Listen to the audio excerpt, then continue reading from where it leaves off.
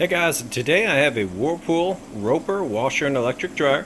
This is the little bit older direct drive style. However, with that direct drive system and full submersion on the water, clothes on these get really clean. It's going to fill all the way up with water. You have a two-part agitator, and how you know this is working correctly is it spins freely in one direction, not back the other direction. If you have this style and it spins freely in both directions, your clothes aren't actually getting clean. So a little tip there for you on the agitator. But anyway, so this will force the clothes down the center along these fins.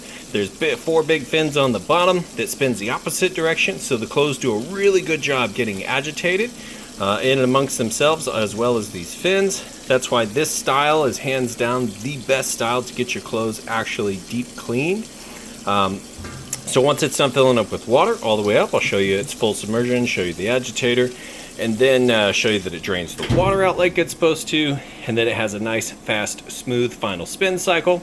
Then when that's all done, we'll move the clothes over to the dryer and show you that the dryer is working appropriately. So all things you check out is if you were standing here yourself checking it out. That way you know when you get it home and plug it in, you're good to go. So when I sell my items, I always do a video like this. Because when I spend my money, I like to know everything works. So we'll let this thing fill all the way up with water, and then we'll come back for that. Okay, we're back. We're into the wash cycle now.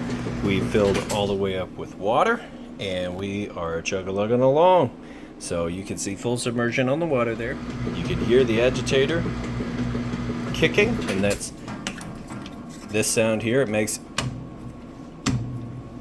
as it kicks back, and that's what you want it to sound like.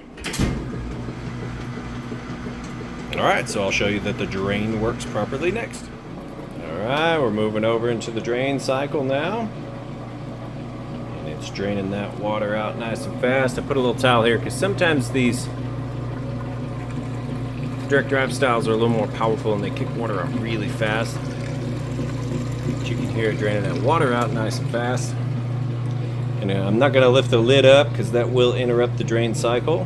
Where it drains, then it kicks over and spins and extracts all the used up water. Then it's going to fill all the way back up for the rinse cycle.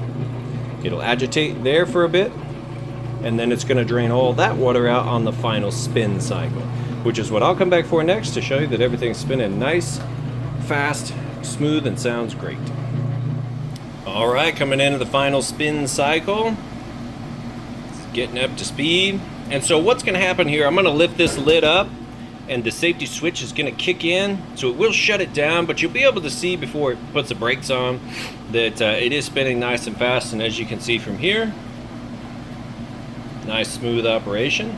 Sounds great on this super capacity machine. So we'll go ahead and lift this up.